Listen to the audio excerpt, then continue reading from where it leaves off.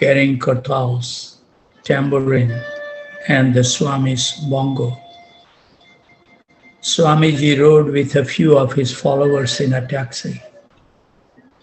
The typical dress of his followers consisted of well-worn sneakers, black pants or blue jeans, and t-shirt or button-down sport shorts. Traveling uptown in the early morning put the boys in a light-hearted spirit. And when they saw Swamiji at the UN in his flowing saffron robes, they became inspired. Swamiji began the chanting, but right away the peace vigil organizers stepped in and asked him to stop. This was a silent vigil, they said, and it should have prayerful, non-violent silence. The boys were crushed, but Swamiji accepted the restrictions and began silently chanting on his beats. That's where we left yesterday. So we will continue. A dignitary stood up before the assembly and made a short speech in which he mentioned Gandhi. And then he turned Prabhupada and indicated that he could now speak about peace. Standing erectly, the UN skyscraper looming behind him, Swamiji spoke in a soft voice. The world must accept that God is the proprietor of everything and the friend of everyone. That's what Prabhupada says. Just 1 minute. I was expecting some response.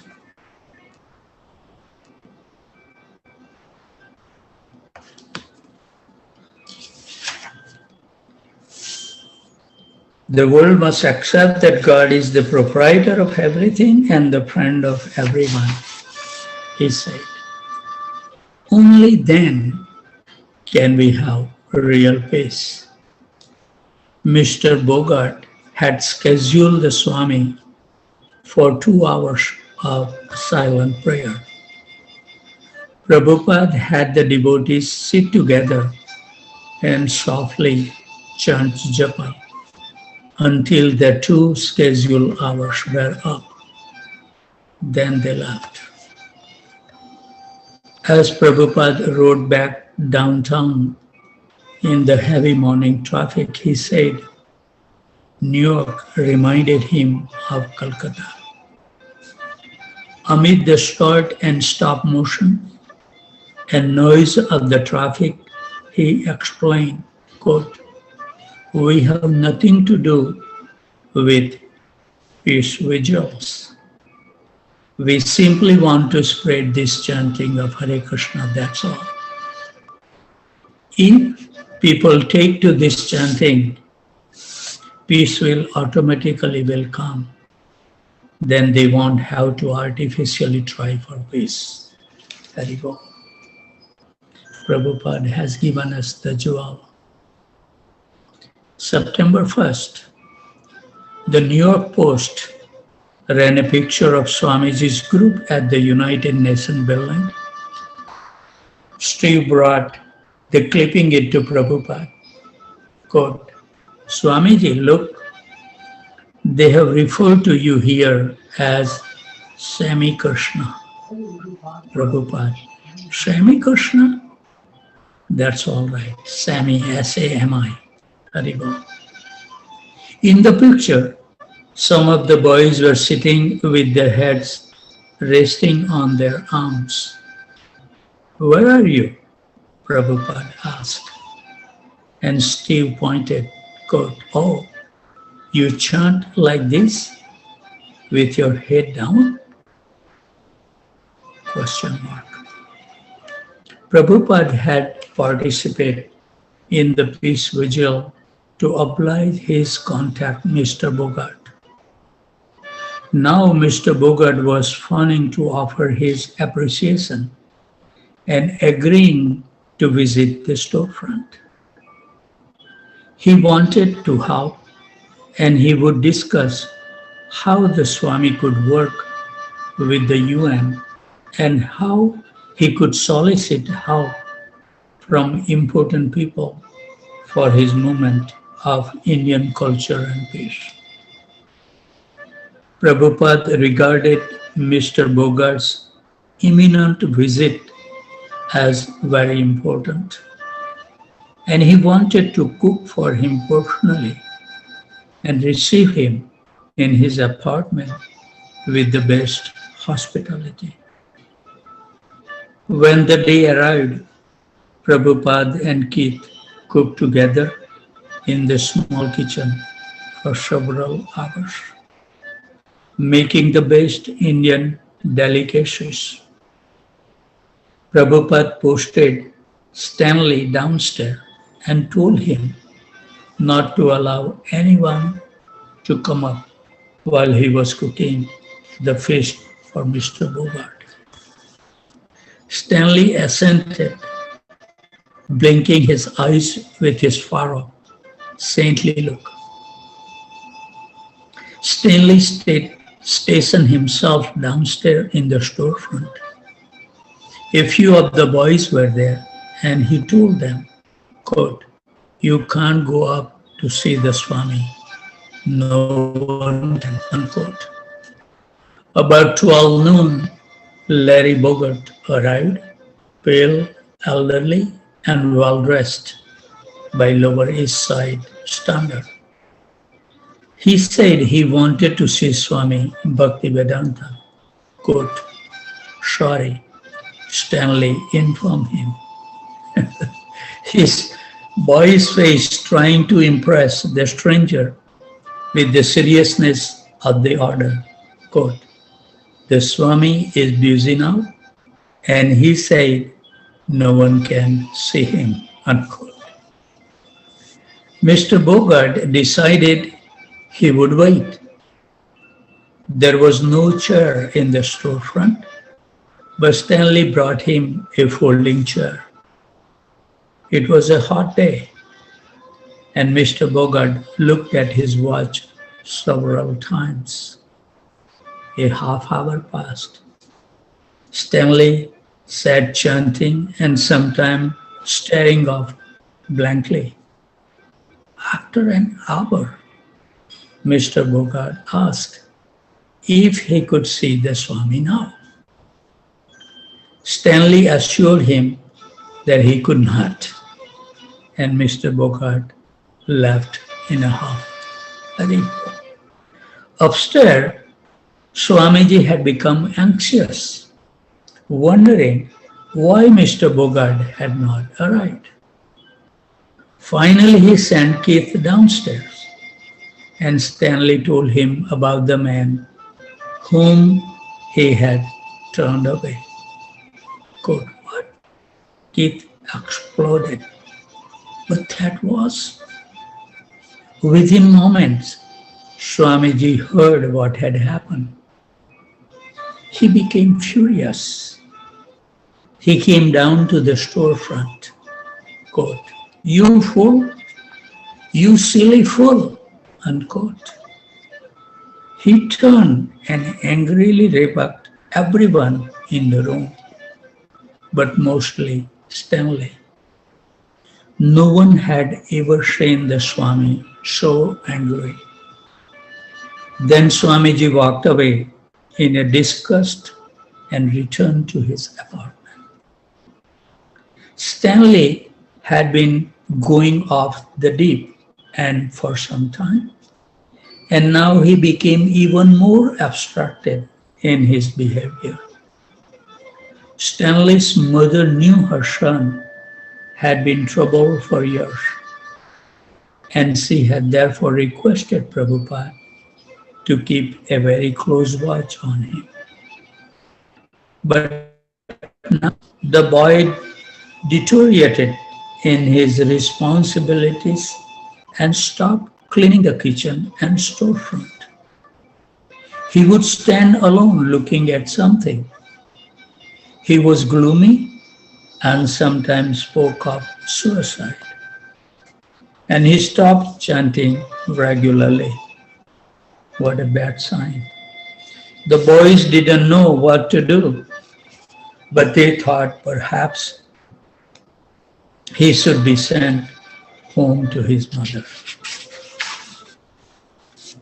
One day, Stanley went up to see the Swami.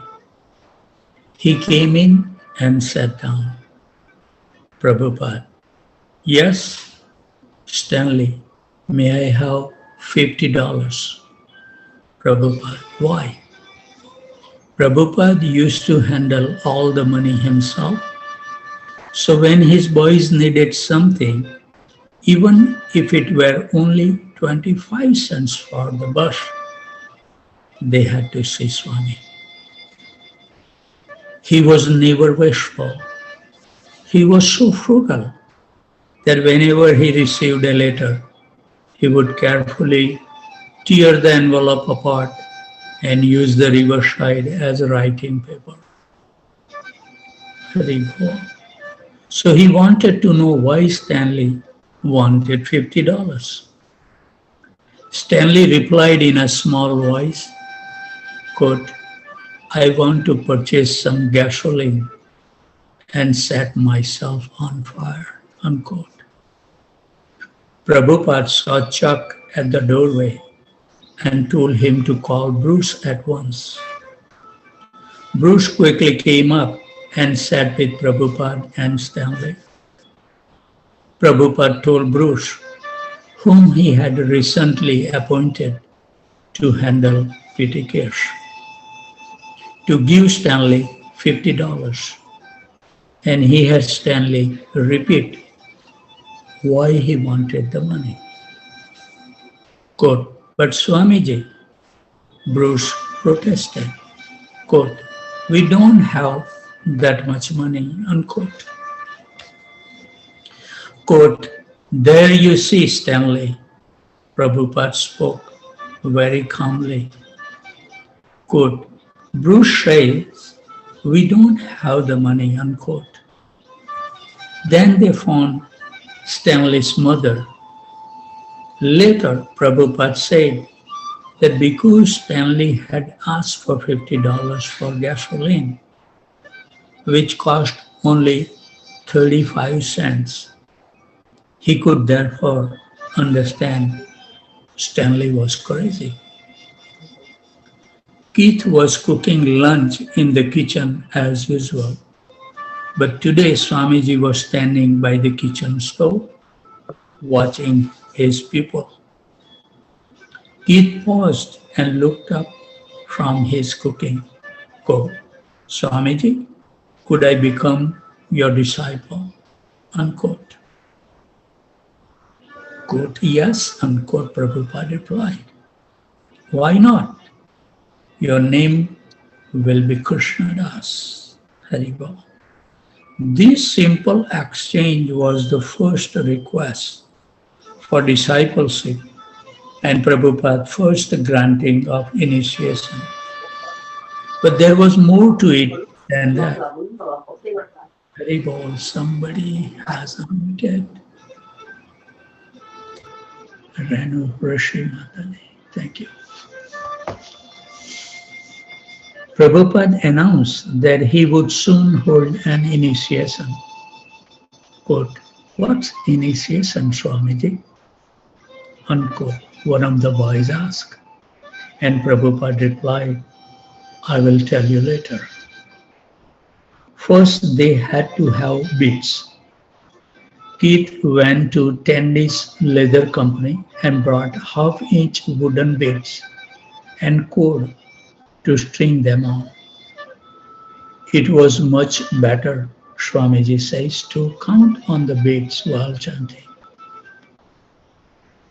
A lot of the devotees says that they can use the clicker. This is the answer Prabhupada is giving. It's always good to use the beads, not that clicker. Because Tulsi Maharani's touch is very effective. A strand of 108 beads to be exact. These employed the sense of touch. And like the Vaishnavas of India, one could count how many times one chanted the mantra. Some devotees in India had a string of more than 1,000 beads, he had said, and they would chant through them again and again. He taught the boys how to tie a double knot between each of the 108 beads. The number 108 had a special significance. There were 108 Upanishads as well as 108 principal gopis, the chief devotees of Lord Sri Krishna. The initiate would be taking vow, he said, and one vow would be to chant a prescribed number of rounds on the beads each day. About a dozen of Swamiji's boys were eligible, but there was no strict system for their selection. If they wanted to, they could do it. So Steve is saying in his own words, let me check that message.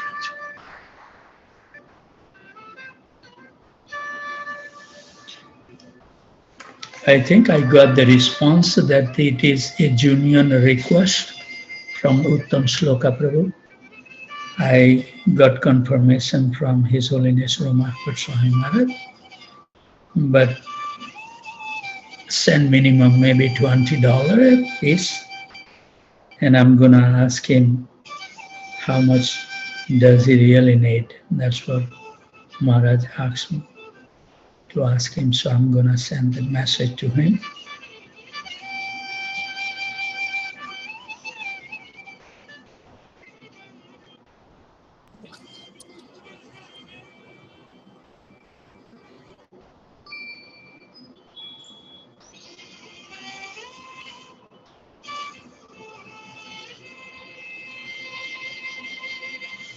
So I'll send him a message and let's wait for the response.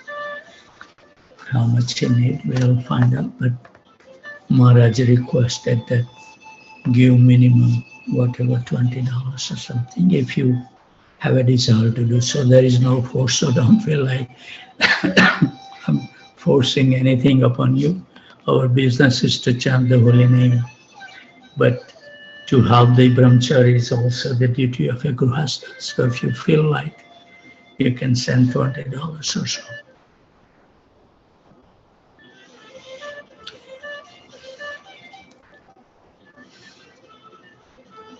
So Steve is telling,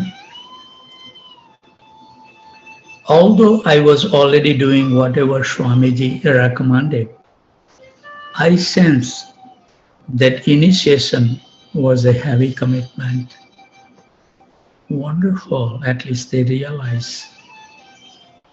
And with my last strong impulses to remain completely independent, I hesitated to take initiation.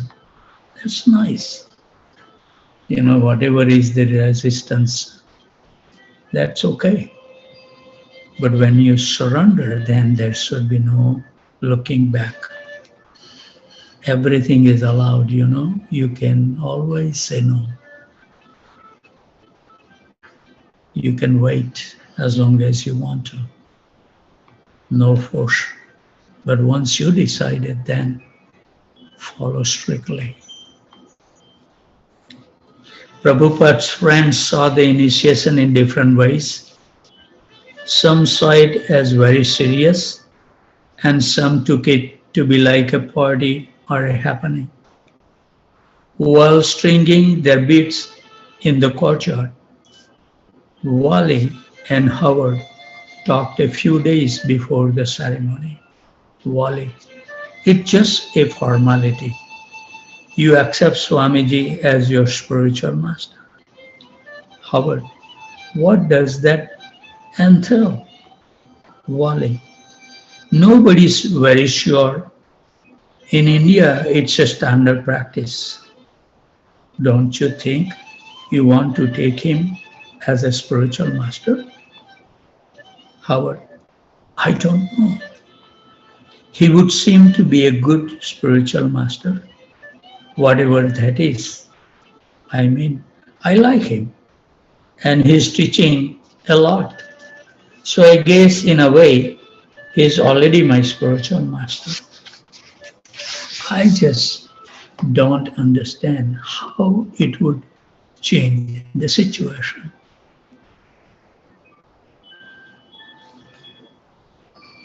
So he responded that he need only $400. Whatever you can give, that's what he says. I think if even 20 devotees will send $20, that will meet his need. So I'm gonna send him, $20, and or I can send $40. Another can pitch in if you wish to help him. So let me respond him.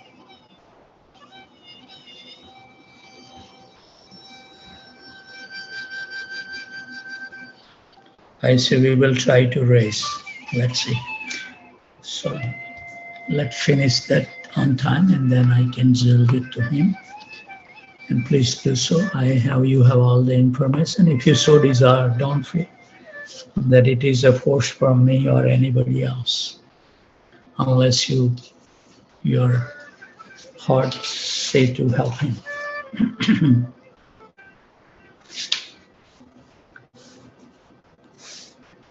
So this is very nice that nobody say, I guess in a way he is already my spiritual master. I just don't understand how it would change the situation. Wally, neither do I. I guess it doesn't. It's just a formality. September 8th, Janmashtami Day, the appearance day of Lord Krishna. 1 year before, Prabhupada had observed Krishna's birthday at sea aboard Jaladuta, just out of Colombo. Now, exactly 1 year later, he had a small crew of Hare Krishna chanters. He would gather them all together, have them observe a day of chanting, reading scriptures, fasting, and feasting. And the next day would be initiation. At 6 o'clock, Prabhupada came down and was about to give his morning class as usual, when one of the boys asked if he could read from his own manuscript. Prabhupada appeared shy, yet he did not hide his pleasure at having been asked to read his own Bhagavad Gita commentary. Usually he would read a verse from Dr. Radhakrishna's Oxford editions of the Gita. Although the commentary presented impersonalist philosophy, the translation, Prabhupada said, were 90% accurate. But this morning he sent Roy up to fetch his manuscript, and for an hour he read from its typewritten pages. For observing Janmashtami, there were special rules. There should be no eating, and the day was to be spent chanting, reading, and discussing Krishna consciousness. If anyone became too weak, he said, there was fruit in the kitchen, but better that they fast until the feast at midnight, just like the devotees in India. He said that in India, millions of people, Hindus, Muslim, or whatever, observe the birthday of Lord Krishna. And in every temple, there were festivities and celebrations of the pastimes of Krishna. Quote, and now, unquote, he said at length, quote, I will tell you what is meant by initiation. Haribo. Prabhupada is going to clarify.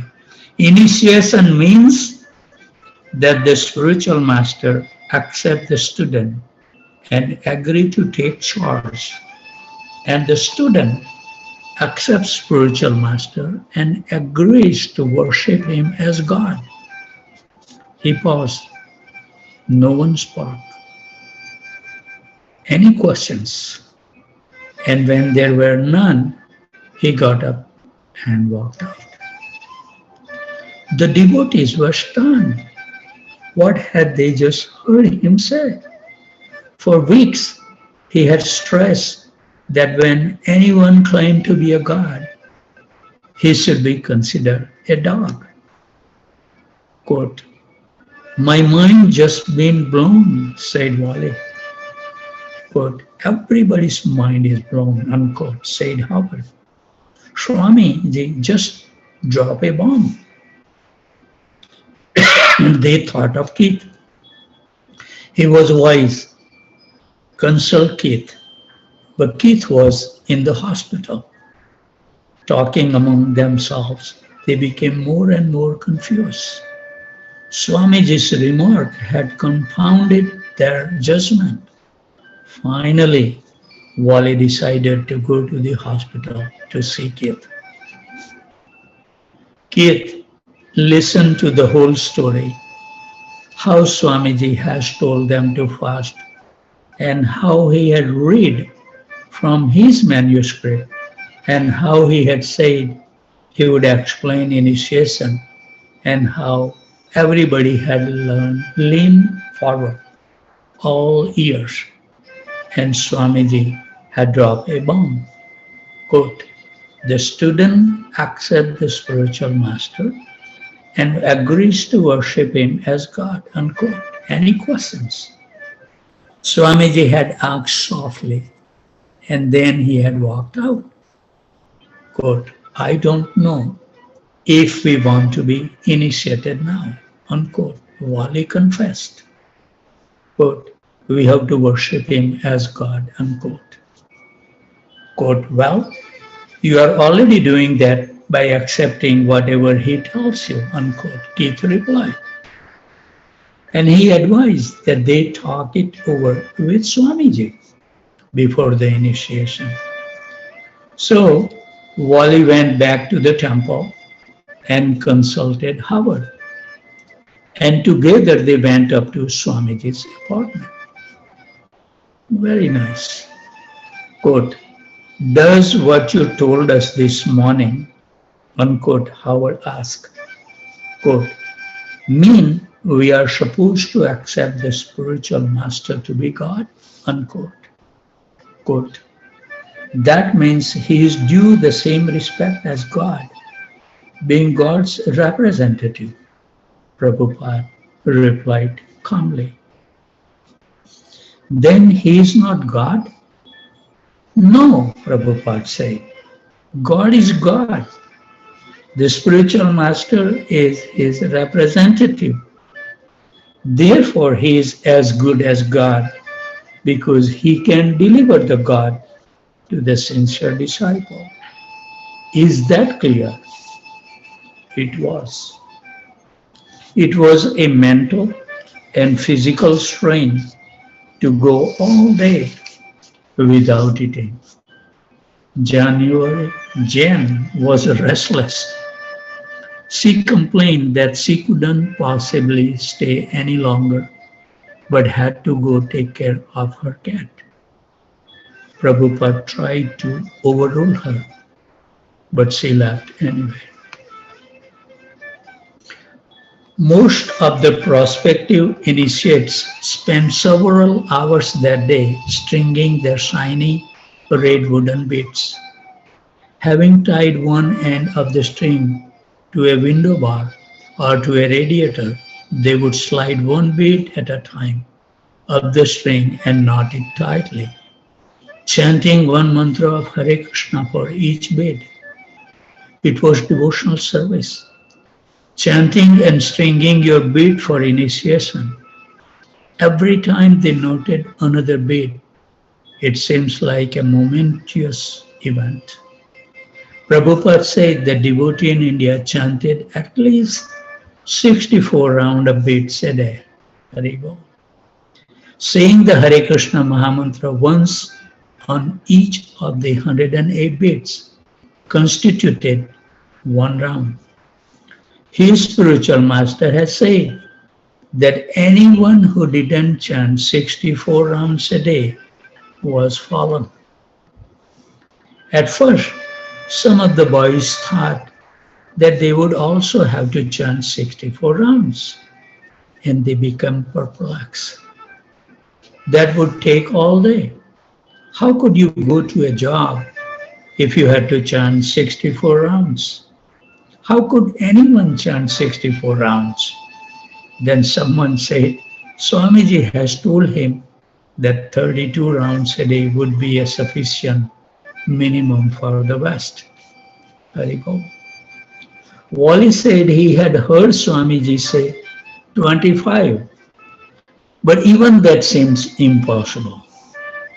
Then Prabhupada offered a rock bottom minimum 16 rounds a day without fail.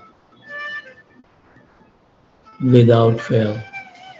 Whoever get initiated would have to promise.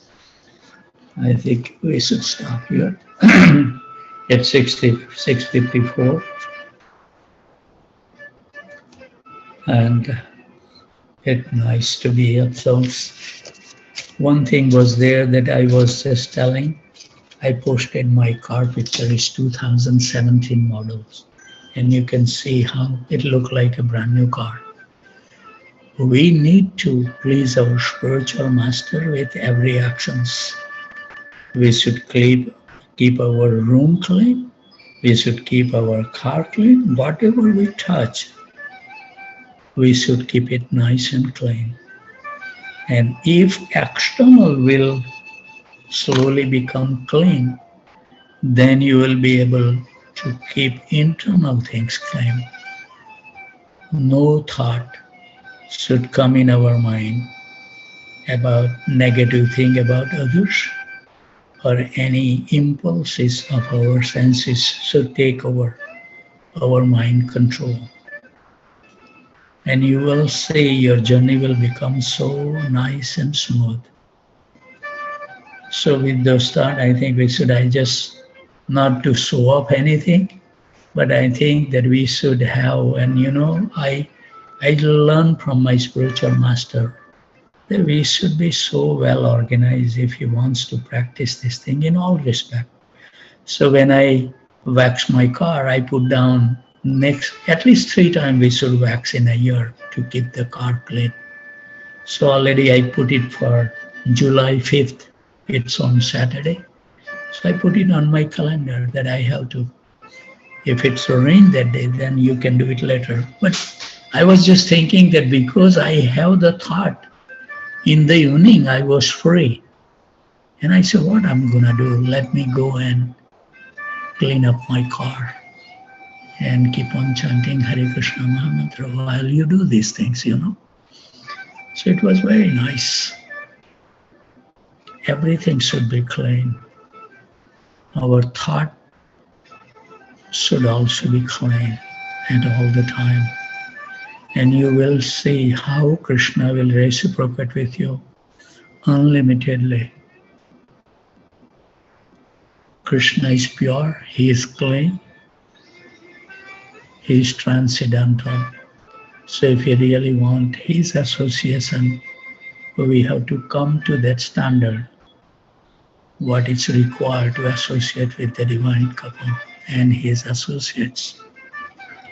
Otherwise, we will keep on chanting the way we are chanting, and we will miss our boat. So before we continue, I think I have his name and everything. Let me send him $20 Zelle payment, so at least he knows that it will come something. Let me do this thing. I have to add him, and his name is George. Zachary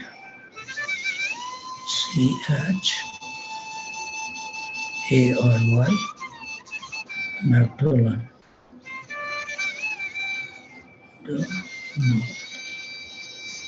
Okay, so that is his name. His email is, I didn't put down his email. I'll have to capture from this.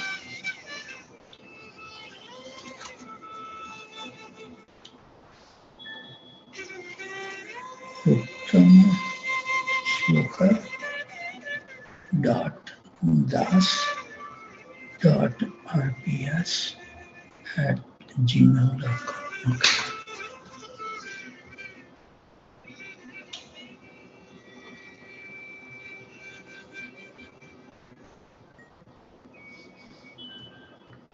uttamashloka.das@gmail.com.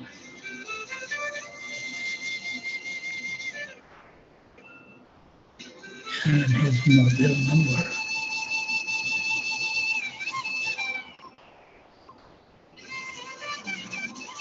Why it doesn't allow me to put his mobile number? 623.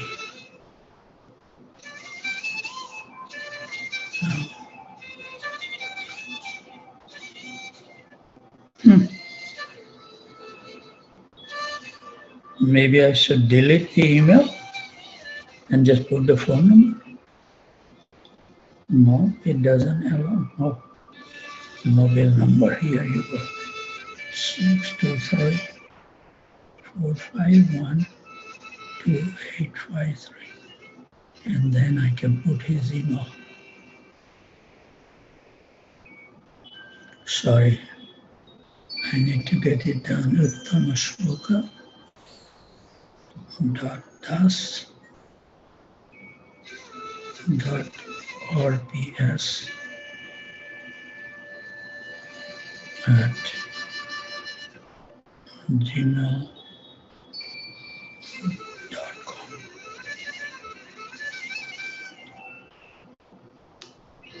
Add as a recipient.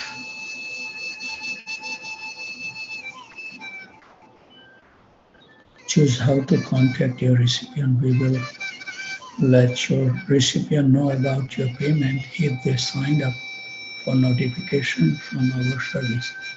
Otherwise, your recipient will get a notification from Zelle or the bank. What I have to do now? Add a recipients, but they don't allow me to click on that. Man.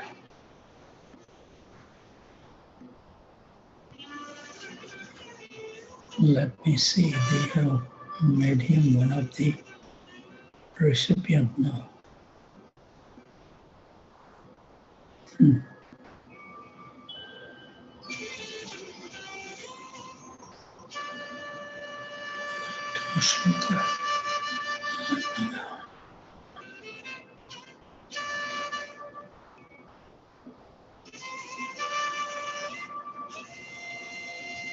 I'm not IT person, I struggle. I'm on the P.